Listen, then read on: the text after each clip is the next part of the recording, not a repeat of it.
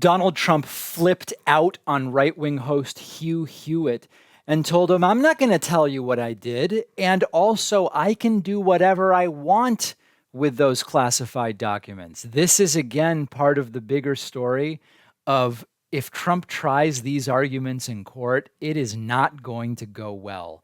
Let's take a look at this. Here is Trump yesterday on the Hugh Hewitt show, and it is an absolute and total disaster.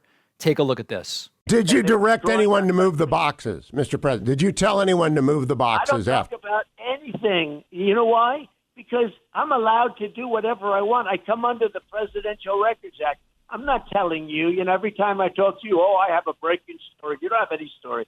I come under the Presidential Records Act. I'm allowed to do everything I did. If you have to go to trial, will you testify in your own defense? Oh, yes, absolutely. You'll take the stand. That I look forward to, because that's just like Russia. That's all the fake information from Russia. Remember when the dossier came out and everyone said, oh, that's so terrible. And then it turned out to be it was a political report put out by Hillary Clinton and the DNC. They paid millions for it. They gave it to Christopher Steele. They paid millions and millions of dollars for it, and it was all fake. No, I think that obstruction charge is going to get the trial, Mr. President. I think that. I'll testify. Okay, if you do, and they ask you on the stand, did you order anyone to move boxes? How will you answer? I'm not answering that question for you, but I'm totally covered under the law. Okay. If you read the Presidential Records Act, just read it. You take a look at it. I'm totally covered under the law. It's a civil act.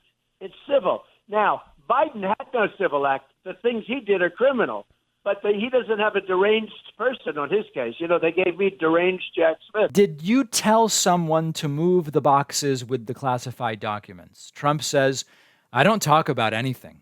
Sounds to me like the answer is yes. This comes under the Presidential Records Act. Incorrect. This is a criminal matter. Trump was no longer president at the time that he did many of the things for which he's been criminally charged. That is another example of if you try that in court, it's not going to go well.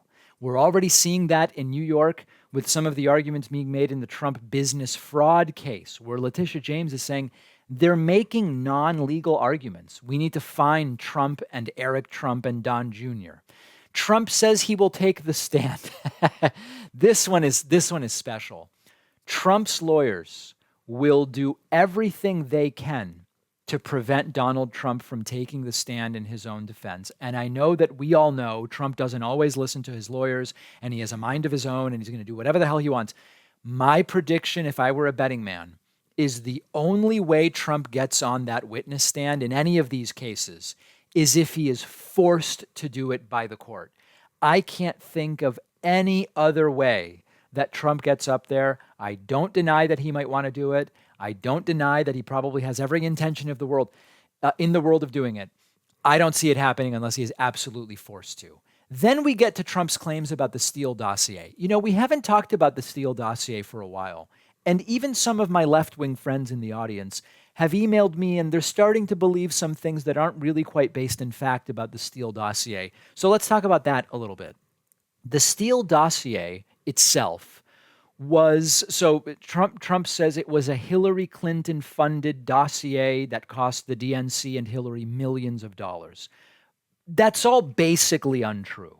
The Steele dossier was funded by lawyers representing the Clinton campaign and the DNC. At one point, that part is true. Initially, the research was done by a group called Fusion GPS. They were actually doing opposition research into Trump, funded by a conservative website. Then it became clear Trump was going to be the nominee. The conservative website says, well, this is the guy we've got to get behind. Maybe we don't need to keep doing the opposition research. Then it went over to those lawyers for the Clinton campaign and DNC. Then the claim is, well, they were paid millions and it was all completely fake. The exact amount that was paid for the Steele dossier is not really known. First of all, money was paid for a whole bunch of different research. A fraction of it was for the Steele dossier. It's been reported that the law firm in question paid Fusion GPS $1 million in fees and expenses. Remember, A bunch of that is the legal fees themselves, and a bunch of that is for other research. So the number would be some fraction of $1 million, and the million covered a whole bunch of different stuff. You then look at Orbis Business Intelligence. Orbis Business Intelligence was Christopher Steele's firm. They were reportedly paid $168,000 for their work.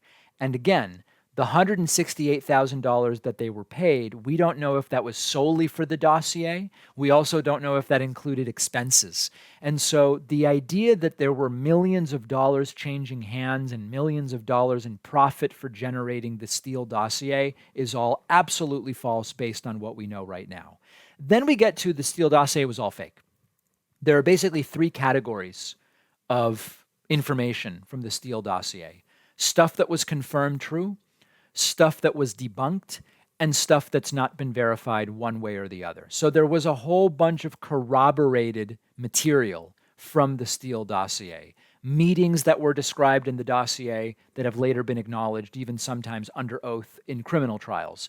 The broad outlines and themes of how Russia generally wanted to impact the election, their preference for Trump, all of that stuff. A lot of that has been now confirmed by multiple sources. It's so uncontroversial that who would even deny that? And even the U.S. intelligence community has confirmed a bunch of that stuff. You then have unverified claims. So a lot of the more salacious stuff, the PP tape and et cetera, remains unverified. Hard to debunk some of this stuff because how can you prove something didn't ever happen? It's very difficult to do, but there's no doubt that a lot of the more salacious claims remain unverified. And then you have some disproven claims. I mean, one example is Trump's former lawyer, Michael Cohen. I'm now forgetting the country. The Steele dossier said that Cohen had gone either to, I don't remember if it was Zurich or Vienna or someplace. Michael Cohen said to me multiple times on the show, I never went there, period. That is just wrong. That was in the Steele dossier. I don't know where they got it. It simply is untrue. The big thing here is Trump insisting that if he told people to move the boxes of classified documents, that he's covered by the Presidential Records Act. He is not. That's a kryptonite legal defense. It's a poison pill. Call it whatever you want. I dare Trump to try that defense in court. My prediction, Trump doesn't try that defense in court. Trump does not testify unless he is forced to do it.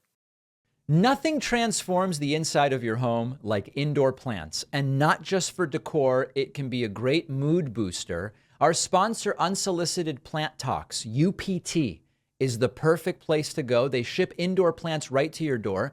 UPT supplies rare, top-quality houseplants and provides unparalleled customer service. You will be overjoyed with your experience. UPT's dedication to delivering plants in vibrant health is a badge of honor that they proudly wear, and their cutting-edge packaging ensures that your botanical companion arrives safe and sound. UPT sent me an amazing Hoya marginata and also a Hoya walliniana. They look beautiful in the house. I love them. And with sustainability as one of UPT's core values, their potting mediums are made from renewable materials. With every purchase, you're contributing to their charitable tree planting and their ocean cleanup initiatives. UPT is a family and friend-operated business in Southern California with a passion for plants. They add a personal touch. It's in everything they do, handpicking the plants, seamless shopping experience, seamless shipping experience. Go to unsolicitedplanttalks.com and use the code PACMAN at checkout for 15% off. The link is down below.